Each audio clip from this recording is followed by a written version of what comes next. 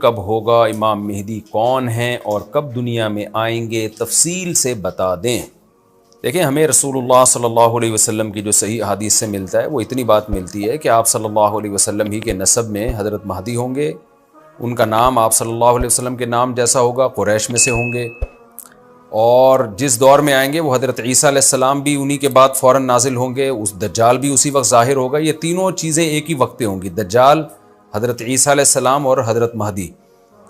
اور حضرت مہدی دمشق میں مسجد میں نماز کے لیے کھڑے ہوں گے کہ اچانک حضرت عیسیٰ علیہ السلام فرشتوں کے کندھوں پہ ہاتھ رکھ کے دمشق کے مینار پہ اتریں گے، پھر وہاں سے سیڑھیوں سے نیچے آئیں گے کیونکہ دارالاسباب میں داخل ہو چکے ہیں۔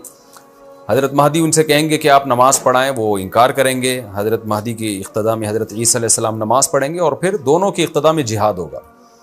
تو مجاہدین کے امام ہوں گے حضرت مہدی، اتنی بات ہمیں معلوم ہوتی ہے۔ چند باتیں اور ہیں روایات میں جو ملتی ہیں، یہ ہمیں ڈیٹ نہیں بتائی گئی ہے، سن نہیں بتایا گیا، سال نہیں بتایا گیا۔ اس بارے میں صدیوں سے لوگ پیش گوئیاں کر رہے ہیں کہ فلاں سن میں آئیں گے، فلاں سن میں آئیں گے۔ بڑے بڑے لوگوں نے پیش گوئیاں کی ہیں جو 100% غلط ثابت ہوئی ہیں۔ تو اب بھی لوگ پیش گوئیاں کر رہے ہیں کہ 2025 میں آئیں گے، کوئی کہہ رہا ہے 2030 میں آئیں گے۔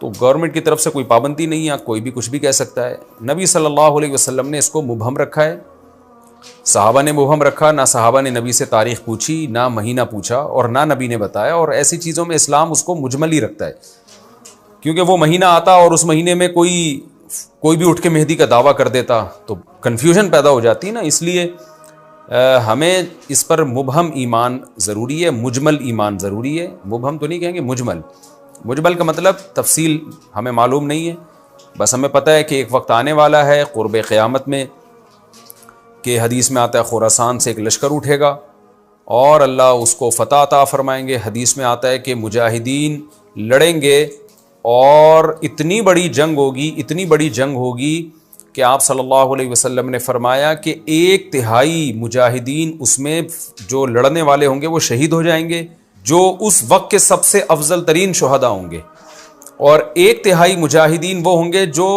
لڑائی کی شدت اور سختی کی وجہ سے میدان چھوڑ کے بھاگ جائیں گے۔ یہ وہ لوگ ہوں گے جن کی اللہ کبھی بھی توبہ قبول نہیں کرے گا، اور 1/3 ہوں گے جن کو اللہ دنیا پہ غلبہ عطا کرے گا، کفر پہ غلبہ عطا کرے گا۔ تو یہ اس وقت پھر حضرت مہدی کی قیادت میں جہاد ہوگا اور پوری دنیا میں امن قائم ہو جائے گا۔ حضرت عیسیٰ ابن مریم بھی اسی وقت نازل ہوں گے، دجال کو قتل کریں گے، اور ایک اور دفعہ، یعنی ایک دفعہ تو اسلام دنیا میں غالب آ چکا ہے، تو ایک اور دفعہ اسلام حضرت مہدی حضرت عیسیٰ ابن مریم کے ذریعے پوری دنیا میں غالب آ جائے گا، اور ہر طرف خیر ہی خیر ہوگی، جزیے کا نظام ختم ہو جائے گا، اور اللہ تعالیٰ اپنی برکتوں کو کھول دے گا، آسمان کی برکتیں، خوب بارشیں برسیں گی۔ ایک روایت میں آتا ہے، ترمذی کی روایت ہے، اتنے بڑے بڑے انار پیدا ہوں گے کہ اس کے چھلکے کو لوگ سائبان کے طور پہ استعمال کریں گے، ایک ایک انگور کا دانہ کئی لوگ نچوڑ کے پئیں گے، یعنی برکتیں اللہ کی طرف سے ایسی کھل جائیں گی، تو پوری دنیا میں امن ہوگا۔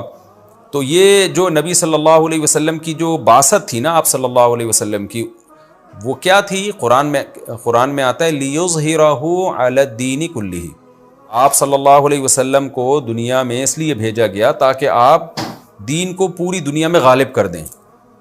تو ایک دفعہ تو یہ بنو امیہ کے دور میں، اور بنو عباس، اور پھر خلافت عثمانیہ، یہ جو مسلمانوں کی خلافتیں چلی ہیں، تو بنو امیہ اور بنو عباس کے دور میں تو اسلام پھیل گیا تھا، پوری دنیا جتنی بھی مہذب دنیا تھی اس میں اسلام ہی اسلام تھا، یعنی اسلامی حکومت تھی، سب مسلمان نہیں تھے لیکن حکومت اسلامی تھی، سب مسلمانوں کے زیر سایہ تھے۔ تو اللہ تعالیٰ اب پوری دنیا میں کیفیت کے لحاظ سے، کمیت کے لحاظ سے، کوانٹٹی کوالٹی دونوں لحاظ سے اسلام کو دنیا میں غالب کرے گا۔ اس کے لیے اللہ نے حضرت مہدی اور حضرت عیسیٰ ابن مریم کا انتخاب کیا ہے۔ اتنا ہمارا ایمان ہے۔ اب کیا ہوتا ہے کہ ہر تھوڑے دن میں کوئی مہدی اٹھ کے دعویٰ شروع کر دیتا ہے، اور تو امام مہدی سب سے پہلی بات یہ مجاہد ہوں گے، بڑی اہم ترین بات یہ ہے، اور انہی کے دور میں حضرت عیسیٰ ابن مریم بھی نازل ہوں گے، تو اور دجال بھی ظاہر ہوگا۔